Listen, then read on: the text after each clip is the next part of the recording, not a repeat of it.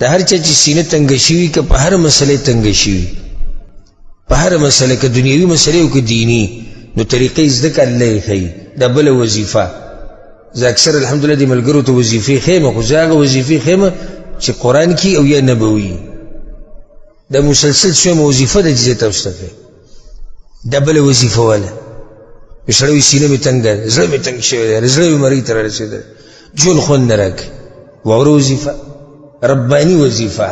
د الله د طرف نه وظیفه څه ده فسبح بحمد ربک نو پاکی بیانوا سره د ستاینې د خپل رب پاکی بیانول څه دي سبحان الله ستاینې څه ده وبحمده به دا ذکر ډېر وایه کوم ذکر ډېر وایه سبحان الله وبحمده دې سره به دې غمونه ختم شي زړه دې تنګ شوی د خوشحاله به شي په هر طریقې سره چې د الله پاکي بیانولیږي بیان یې که او په هر طریقې سره چې ستاینه کولی شي وکړه خو دا ته موږ مختصر طریقه وکړو سبحان الله الحمدلله ډېر وایه بله وظیفه د دې سره تړلی شوي وظیفه او که په دې دویمه وظیفه دې کار ونه کړو نو اولنۍ کار نه کوي دا اهمه ده بلکې د دویمه د دې اولنۍ نه اهمه ده وكن من الساجدين او شد سجده كونكنا او منځ ډېر کوه او سړی زه منځونه نه کوم او ذکر اذکار به کوم فایدې نه ورکوي ذکر اذکار نمونځ هم دی عام اذکار چې کوم دي دې نمونځ څه دی اهم دی ځکه چې منځ رکن دی نو دوه طریقې شوې کمې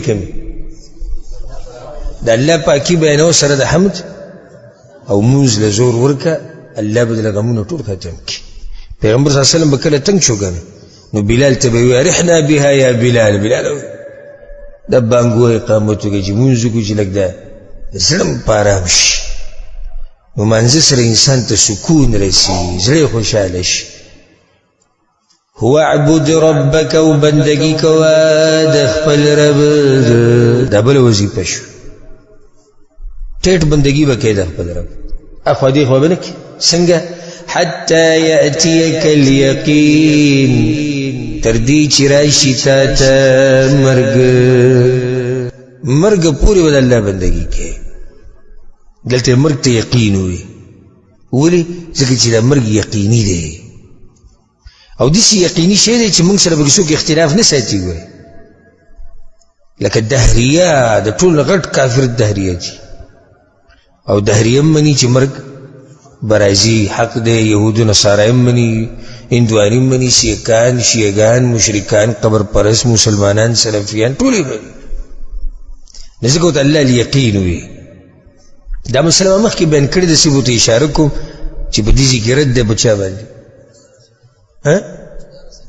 دا په صوفیانو پیرانو باندې وایي چې زموږ د صوفي او پیر هغه ځای ته رسېدلی دی چې اوس ته باندې د عباداتو نور څه بوج او ذمواري نشته او دې ته درجة الیقین وایي هغوی درجة الیقین یو سړی درجة الیقین ته ورسېدو نو بس د ده نه عبادت څه شو ساقط شو پیغمبر ته الله وایي ته به د مرګ پورې بندګي کوو دې ما دلیل ذکر کړی چې یقین معنی مرګ دی چې کله جهنمیان په جهنم کې دا ووایي چې موږ جهنم ته دې ځای سره راغلي چې موږ آخرت نه منو حتی اتانا الیقین تر دې چې راغی موږ ته مرګ نو ولې هغوی هم د تصوف دغه درجې ته رسېدلي وي یقین دی تک نو چې هلته مرګ دی هلته مرګ دی نو دا غلطه خبره ده کائنا من کان یاد ساتئ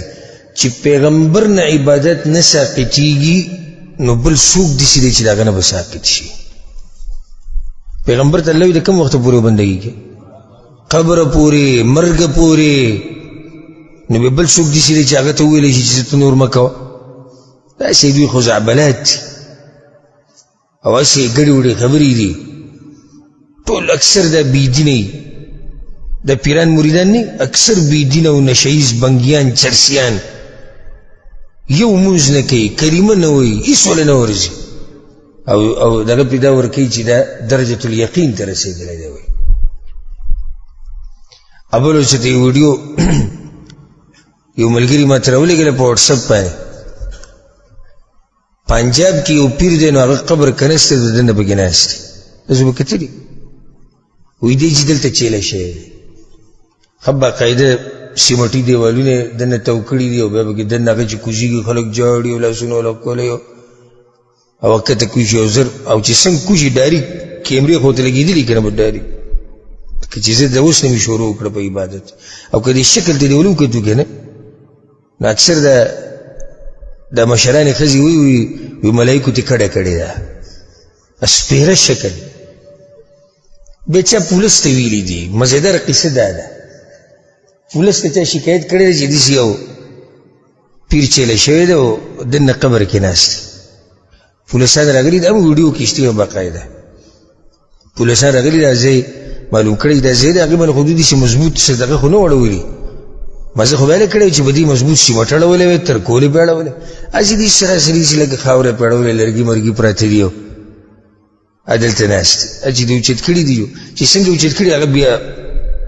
شروع وکړه که نه چې لکه څوک کسو لیدو لرالو او د ربرې نه اواز وکړو سرکار وي راخېږه بره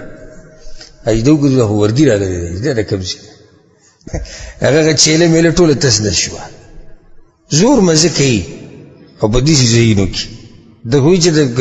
کیلو والا ما چې کوي چې دی دروغجن دی که رښتینې بې ځان په عبادت کې مصروف وکړو او د ربرې نه اواز وکړو دا پنجابیان د سرکار ټکی ډېر وایي که نه سرکار یو بره راخېږه کار دې کړی بس موږ پوه شو چې دی بر وګوري وردی کې ورته یو څلور پنځه کیسان ویلی روغ رمټ بره راوخېږي روغ رمټ